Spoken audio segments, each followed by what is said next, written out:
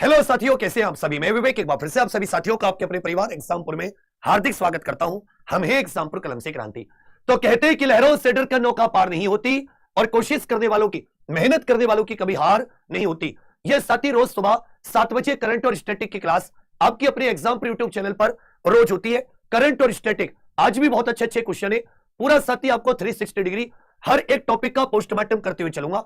सबसे पहले सभी को गुड मॉर्निंग, सुप्रभात। मेरी आवाज बिल्कुल ठीक ठाक आ रही है? तो पहले चार्ज वाले क्वेश्चन कर लेते हैं। अब जानते हैं कि प्रत्येक वर्ष 2 फरवरी, जो कि आज है, 2 फरवरी को विश्व आर्द्रभूमि दिवस मनाया जाता है, वर्ल्ड वेटलैंड डे।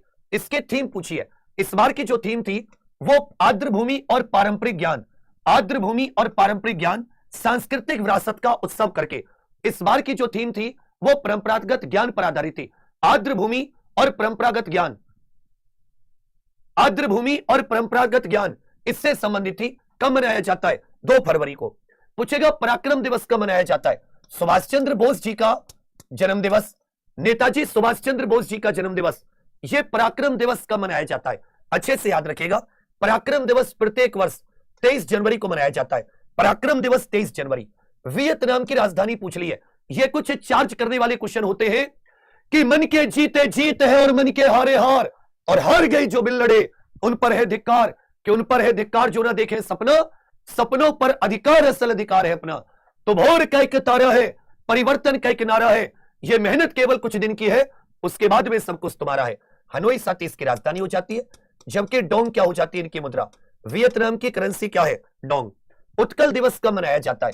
यह उड़ीसा का स्थापना दिवस। इसी दिन 1936 में, इसी दिन साथी 1936 में बिहार से उड़ीसा को अलग करके अलग से राज्य बनाया गया था। उड़ीसा का स्थापना दिवस, उत्कल दिवस 1 अप्रैल को मनाया जाता है। 1 अप्रैल को। पूछा भारतीय रिजर्व बैंक की स्थापना कब हुई थी? आरबीआई एक्ट 1934 के द्वारा, इसे बैंकों का बैंक भी कहते हैं। 1 अप्रैल 1935 को रिजर्व बैंक ऑफ इंडिया की स्थापना। तो चलिए बच्चा, आज के हमारे मुख्य करंट अफेयर शुरू हो जाते हैं। यह बहुत इंपॉर्टेंट है। साल का पहला tennis grand slam tournament Australian open पुरुष एकल खिताब किसने जीता? बीते दिन हमने पढ़ा महिला एकल में एलेना रायबकेना ने जीता, जो कि भैया कजाकिस्तान की है। जबकि ऑस्ट्रेलियन ओपन यह वर्ष का पहला या साल का पहला टेनिस ग्रैंड स्लैम टूर्नामेंट है, जो 4 साथी टेनिस के ग्रैंड स्लैम टूर्नामेंट होते हैं। 4 ग्रैंड स्लैम टूर्नामेंट, उन 4 ग्रैंड स्लैम टूर्नामेंट में यह पहला ग्रैंड स्लैम टूर्नामेंट है। यह ऑस्ट्रेलिया के मेलबर्न शहर में, यह कहां पर खेला जाता है? ऑस्ट्रेलिया के मेलबर्न शहर में खेला जाता है, हार्ड कोर्ट पर। यह कौन से कोर्ट पर खेला जाता है? कहोगे सर हार्ड कोर्ट पर खेला जाता है। इसमें ऑस्ट्रेलियन ओपन पुरुष एकल यह कार्लोस अल्कराज ने जीता है, जो कि स्पेन के 22 वर्षीय हैं। और किसे हराया है? नोवाक जोकोविच, जो कि सर्बिया के। तो सर्बिया के नोवाक जोकोविच को फाइनल में हराकर स्पेन के कार्लोस अल्कराज ने ऑस्ट्रेलियन ओपन 2026 जीता है। कौन सा जीता है? Australian open 2026। तो इसको अच्छे से याद रखिएगा, 4 बार मन में। विजेता कौन है? Carlos Alcaraz. विजेता कौन है? Carlos Alcaraz. कार्लोस अल्कराज है कहां का? ये स्पेन का है। जबकि उपविजेता हारा कौन है फाइनल में? सर्बिया का नोवाक जोकोविच, जिनके पास 24 ग्रैंड स्लैम टाइटल है, पुरुषों में सबसे ज्यादा। तो ऑस्ट्रेलियन ओपन पुरुष एकल ये कार्लोस अल्कराज। जो ऑस्ट्रेलियन ओपन होता है, वर्ष का पहला टेनिस ग्रैंड स्लैम है, मेलबर्न ऑस्ट्रेलिया में हार्ड कोर्ट पर खेला जाता है। यह बताइए विश्व का सबसे पुराना ग्रैंड स्लैम टूर्नामेंट कौन सा है? विश्व का सबसे पुराना। और इसमें यह भी बताइए कि टेनिस में ओपन इरा की शुरुआत कब से हुई है? कमेंट में लिखकर बताइए। टेनिस में खुली प्रतियोगिताएं कब से होनी शुरू हुई है? और सबसे पुराना ग्रैंड स्लैम टूर्नामेंट, सबसे पुराना ग्रैंड स्लैम टूर्नामेंट बताइए। टेनिस के 4 ये प्रतिष्ठित टूर्नामेंट होते हैं, इनमें 4 सबसे पुराना ग्रैंड स्लैम। अब ये देखिए 2026 के अलग अलग कैटेगरी के जो ऑस्ट्रेलियन ओपन हुआ है, इसमें पूछ लेता है। जैसे पुरुष एकल में कार्लोस अल्कराज विजेता, उप विजेता नोवाक जोकोविच। महिला एकल में कजाकिस्तान की एलेना रायबकीना, जिन्होंने आरियाना सबालेंका बेलारूस को हराया है। पुरुष में क्रिश्चियन हैरिसन, पुरुष युगल का मतलब है 2-2, क्रिश्चियन हैरिसन और नील, क्रिश्चियन और नील, क्रिश्चियन और नील। महिला युगल में एलिस मर्टेंस, झांग शुआई। जबकि मिश्रित युगल में ओलिविया गाडी की और जॉन पियर्स, इनको विजेता घोषित किया गया है। सबसे पुराना ग्रैंड स्लैम टूर्नामेंट यह विंबलडन है, जो कि इंग्लैंड के लंदन में खेला जाता है 1877 घास के मैदान पर। घास के मैदान पर 1968 से टेनिस में कहोगे भैया ये ओपन इरा की शुरुआत हुई है। किसकी शुरुआत हुई है? ओपन इरा की शुरुआत। देखिए ये जो एक्स्ट्रा पूछ लेगा जो पुरुष युगल का मतलब है मेंस डबल्स, क्रिश्चियन और नील। महिला women double, Elise Mertens, Zhang Shuai, और मिश्रित में ओलिविया और जॉन। तो ये हो जाते हैं ऑस्ट्रेलियन ओपन 2026 के अलग अलग कैटेगरी के विजेता। अगला क्वेश्चन और इंपॉर्टेंट है, ये दोनों बहुत इंपॉर्टेंट क्वेश्चन है। संयुक्त राष्ट्र सामाजिक विकास आयोग का 64वां सत्र ये कहां आयोजित किया जा रहा है? संयुक्त राष्ट्र सामाजिक विकास आयोग, commission for social development, commission for social development, इसके 64वें सम्मेलन में भारत की जो केंद्रीय महिला बाल विकास मंत्रालय की राज्य मंत्री है, महिला बाल विकास मंत्रालय की जो राज्य मंत्री है, वो भी साथी याद रखेगा इसमें हिस्सा ले रही है। वो भी क्या ले रही है कहोगे भैया? इसमें हिस्सा ले रही है, जिनका नाम है सावित्री ठाकुर। तो याद रखेगा भारत की ओर से जो प्रतिनिधि मंडल है उसका नेतृत्व कौन कर रही है? प्रतिनिधि मंडल का नेतृत्व, प्रतिनिधि मंडल का नेतृत्व ये सावित्री ठाकुर। प्रतिनिधि मंडल का नेतृत्व ये कहां पर आयोजित हो रहा है? ये संयुक्त राष्ट्र के मुख्यालय न्यूयॉर्क, जहां पर संयुक्त राष्ट्र का मुख्यालय अमेरिका के न्यूयॉर्क शहर में, अमेरिका के न्यूयॉर्क शहर में। न्यूयॉर्क याद रखिएगा ये हडसन नदी के किनारे है। किस नदी के किनारे? हडसन नदी के किनारे। यहीं पर स्टैच्यू ऑफ लिबर्टी, यहीं पर स्टैच्यू ऑफ लिबर्टी ये भी न्यूयॉर्क में। तो ये संयुक्त राष्ट्र का सामाजिक विकास आयोग का 64वां सत्र है, जिसका आयोजन न्यूयॉर्क अमेरिका में हो रहा है, जहां पर संयुक्त राष्ट्र का हेडक्वार्टर है। तो ये इंपॉर्टेंट चीज है। संयुक्त राष्ट्र के विषय में ध्यान दीजिएगा। संयुक्त राष्ट्र की स्थापना कब हुई थी? तो इसका जून 1945 में चार्टर साइन हुआ, जबकि स्थापना 24 अक्टूबर 1945। आपसे पूछेगा संयुक्त राष्ट्र दिवस कब मनाया जाता है? आपसे पूछ लेगा बच्चा इस चीज को कि संयुक्त राष्ट्र दिवस कब मनाया जाता है। सबके सब उत्तर दीजिए। और यह क्लास रोज सुबह 7 बजे होती है। 100 बार तुमसे कह दी, केवल 100 दिन पेपर तक इस क्लास को दे दो, बार बार बुलाने नहीं आएगा तुम्हें कोई।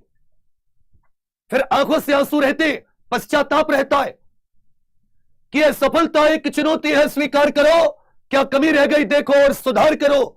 जब तक ने सफल हो नींद चैन को त्यागो तुम, संघर्ष का मैदान छोड़ मत भागो तुम। कुछ किए भी नहीं जयकार नहीं होती, कोशिश करने वालों की, मेहनत करने वालों की कभी हार नहीं होती। तो स्थापना दिवस 24 अक्टूबर 1945, मुख्यालय अमेरिका के न्यूयॉर्क में, संयुक्त राष्ट्र का हेडक्वार्टर यह अमेरिका के न्यूयॉर्क शहर में। इसके महासचिव कौन है? एंटोनियो गुटेरस, जो कि पुर्तगाल के। इसके टोटल 6 अंग होते, लेकिन संयुक्त राष्ट्र के सक्रिय अंग कितने? सक्रिय अंग की संख्या 5। महासभा सुरक्षा परिषद, इकोसोक, आईसीजे, और भैया इसका सचिवालय। जो छठा अंग है वो इसका सक्रिय अंग नहीं है। ये 5 इसके सक्रिय अंग होते। सुरक्षा परिषद जो है संयुक्त राष्ट्र की, उसके 5 स्थायी सदस्य हैं, चीन, फ्रांस, रूस, ब्रिटेन, अमेरिका, जिनके पास वीटो पावर है। बाकी 4 संगठन जो है संयुक्त राष्ट्र के, इनका अंगों का हेडक्वार्टर न्यूयॉर्क में, लेकिन जो अंतरराष्ट्रीय न्यायालय है इसका हेडक्वार्टर नीदरलैंड के हेग शहर में। इसका हेडक्वार्टर नीदरलैंड के हेग शहर में। अंतरराष्ट्रीय न्यायालय में 15 जज, 9 वर्ष का कार्यकाल। तो आपको 4 अंक दे देगा कि भाई महासभा सुरक्षा परिषद, इकोसोक और आईसीजे। पूछेगा इनमें से कौन सा न्यूयॉर्क में नहीं है? तो जो अंतरराष्ट्रीय न्यायालय है संयुक्त राष्ट्र का एक अंग, अंतरराष्ट्रीय न्यायालय, यह कहां पर स्थित है? यह नीदरलैंड के हेग शहर में स्थित है, जिसमें 15 जज, 9 वर्ष का कार्यकाल। जबकि संयुक्त राष्ट्र विश्वविद्यालय पूछ ले कि संयुक्त राष्ट्र विश्वविद्यालय कहां पर स्थित है, तो अच्छे से याद रखना, संयुक्त राष्ट्र विश्वविद्यालय यह जापान के टोक्यो, यह जापान की राजधानी टोक्यो में स्थित है। संयुक्त राष्ट्र नाम का जो विश्वविद्यालय यह जापान टोक्यो में स्थित है, यह बहुत इंपॉर्टेंट है। इसी में कुछ साथी संगठन और उनके मुख्यालय की बात कर रहा हूं। जैसे यूनेस्को, यूनेस्को कब बना? 1945। यूनेस्को की स्थापना 1945, हेडक्वार्टर फ्रांस की राजधानी पेरिस। अंतरराष्ट्रीय मुद्रा कोष, वर्ल्ड बैंक, इन दोनों के हेडक्वार्टर वॉशिंगटन डीसी, दोनों के हेडक्वार्टर वॉशिंगटन डीसी। नाटो का हेडक्वार्टर बेल्जियम के ब्रुसेल्स में 1949 में बना। यूरोपीय संघ का हेडक्वार्टर यह भी बेल्जियम के ब्रुसेल्स में। अंतरराष्ट्रीय न्यायालय हेग। एशियाई विकास बैंक का हेडक्वार्टर फिलीपींस के मनीला में। सार्क का हेडक्वार्टर काठमांडू, जबकि आसियान का कहां पर हो जाता है? ये इंडोनेशिया के जकार्ता में।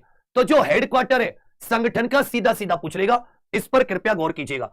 जैसे नाटो का हेडक्वार्टर, इसको जब रिवीजन करोगे 2-3 बार पढ़ लेना, नाटो का हेडक्वार्टर कहां पर है यह लिख के बताइए। प्रश्न संख्या 3 पर आ जाते हैं। भारतीय तटरक्षक बल का स्थापना दिवस प्रत्येक वर्ष किस तिथि को मनाया जाता है?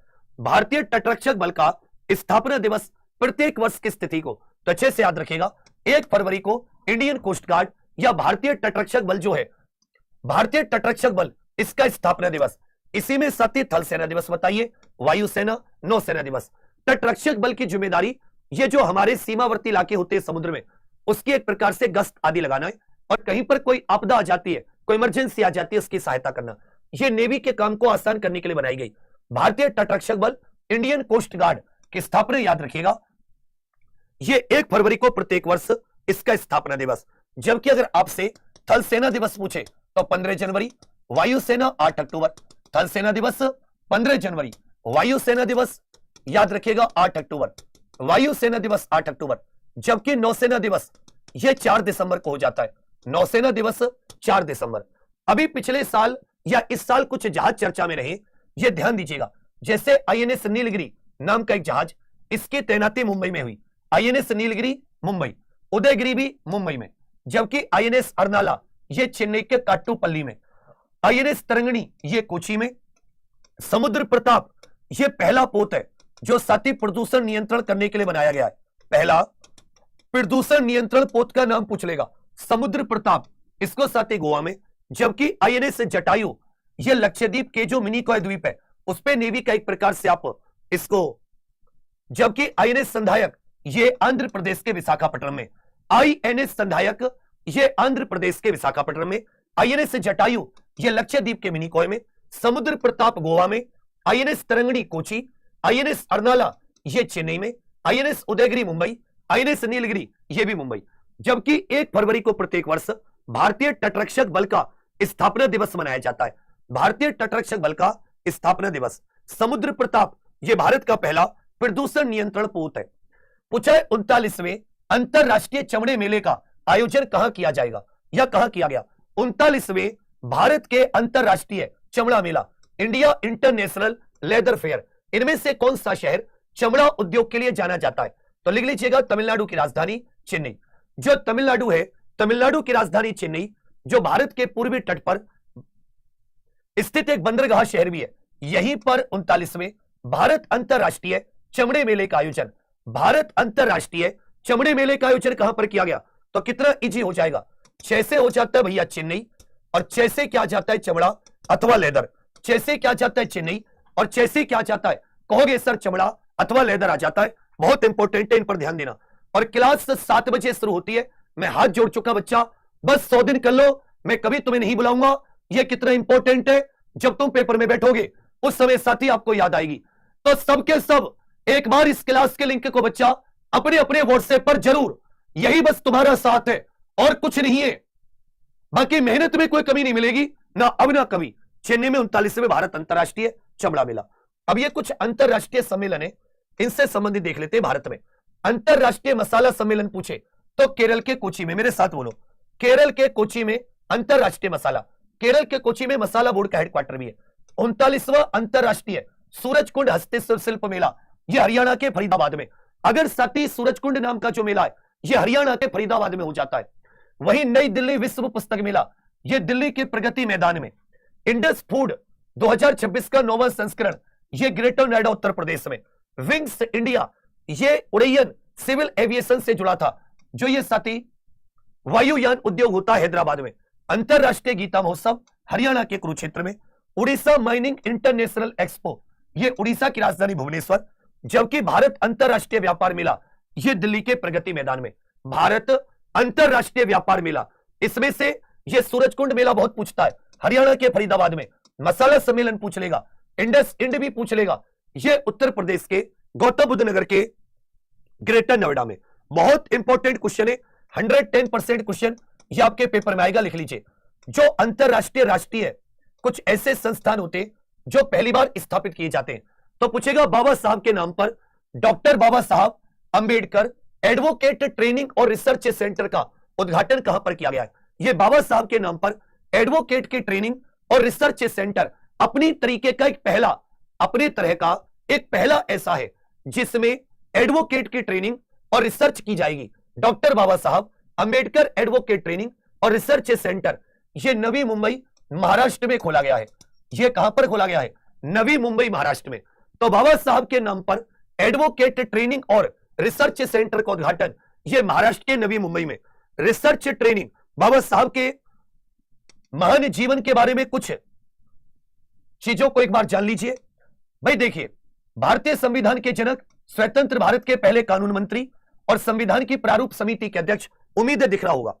महार सत्याग्रह 1927, तीनों गोलमेज सम्मेलन में भाग लिया, गांधी जी के साथ पूना पैक्ट 1932, यहीं पर बहिष्कृत हितकारिणी सभा 1923 में, इंडिपेंडेंट लेबर पार्टी 1936 में स्थापना, 14 अप्रैल 1891 महू मध्य प्रदेश में जन्म, 6 दिसंबर 1956 चैत्य भूमि महापरिनिर्वाण, चैत्य भूमि मुंबई इनका समाधि स्थल है बाबा साहब का। 1990 में भारत रत्न, जबकि कुछ पुस्तकें हैं जैसे एनिहिलेशन ऑफ कास्ट और waiting for visa, problem of rupee waiting for visa, ये भी बाबा साहब की आत्मकथा है। Annihilation of caste, who were Shudras करके भी किताब लिखी। प्रॉब्लम ऑफ रूपी अंग्रेजी में ही ये सारी किताबें, प्रॉब्लम ऑफ रूपी ये किताब भी लिखी।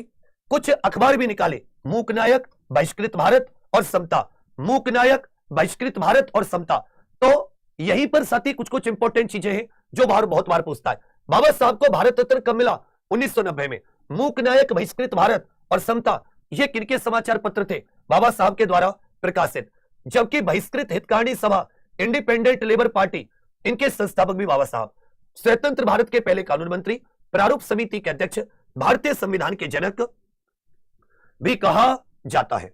प्रश्न संख्या 6, वक्फ संपत्ति जो होती है इनका सर्वे और लीज मॉड्यूल किस पोर्टल पर लॉन्च किए गए कि जितने भी राज्यों में वक्फ संपत्ति है उनको एक पोर्टल पर रजिस्टर किया जा सके। जितनी भी वक्फ संपत्ति बच्चा उनको उम्मीद पोर्टल पर रजिस्टर करने के लिए एक पहल शुरू की गई है।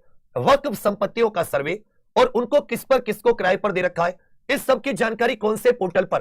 तो ये जो उम्मीद पोर्टल है ये वक्फ संपत्तियों के रजिस्ट्रेशन से जुड़ा है, जो वक्फ संपत्तियां होती है उनके रजिस्ट्रेशन से। अब इसी में साथी ये कुछ महत्वपूर्ण पोर्टल इत्यादि है जो हाल ही में जारी किए गए, प्लीज कृपया इनको ध्यान में रखिएगा। और बच्चा जो अपनी बजट की क्लास है, बजट की क्लास में कल करा चुका हूं, जैसे निर्मला सीतारमण जी ने इस बार लगातार कौन से नंबर का अपना बजट पेश किया, तो ये कल्प करके भारतीय मौसम विभाग के द्वारा एक चीज लॉन्च की है। मौसम विभाग के द्वारा कृषि advisory based on location specific weather prediction, ये साथी याद रखेगा, लोकेशन स्पेसिफिक वेदर प्रिडिक्शन, ये कल्प करके संकल्प में याद रखिएगा, systematic एग्रोमेट्रोलॉजिकल analytical knowledge and advisory enabling platform संकल्प, ये भी मौसम विज्ञान विभाग के द्वारा। उम्मीद पोर्टल है unified Waqf management empowerment efficiency and development, empowerment efficiency development, M का मैनेजमेंट, यू का मतलब हो जाता है यूनिफाइड वक्फ, ये अल्पसंख्यक कार्य मंत्रालय। पैमाना पोर्टल ये सांख्यिकी मंत्रालय ने लॉन्च किया है। Project assessment, infrastructure monitoring and analytics for nation building, और भाषणी करके ये भाषा इंटरफेस फॉर इंडिया, ये इलेक्ट्रॉनिक्स और आईटी मंत्रालय। तो ये जो हाल ही में ये कुछ इस प्रकार के आपको भारत सरकार के कुछ पोर्टल या कुछ योजनाएं लॉन्च होती है, इनकी फुल फॉर्म से आज तक ऐसा नहीं हुआ कि पेपर में क्वेश्चन ना पूछे गए हो। अभी तो तुम्हें ये सब चीजें कड़वी लगेंगी, लेकिन बच्चा बस मेरा एक ही ध्येय, मेरा एक ही लक्ष्य है कि डुबकियां सिंधु में गोताखोर लगाता है, जाकर खाली हाथ लौट कर आता है, कि मिलते नहीं मोती यूं ही गहरे पानी में, बढ़ता दुगना विश्वास इसी हैरानी में, आखिर मुट्ठी खाली उसकी हर बार नहीं होती, कोशिश करने वालों की, मेहनत करने वालों की कभी हार नहीं होती। एक बार अगर सबके सब मेरे छोटे भाई बहन साथ लाए तो 13,700 है, क्या हम साथी 15,000 क्रॉस नहीं कर सकते? क्या 15,000 क्रॉस नहीं कर सकते?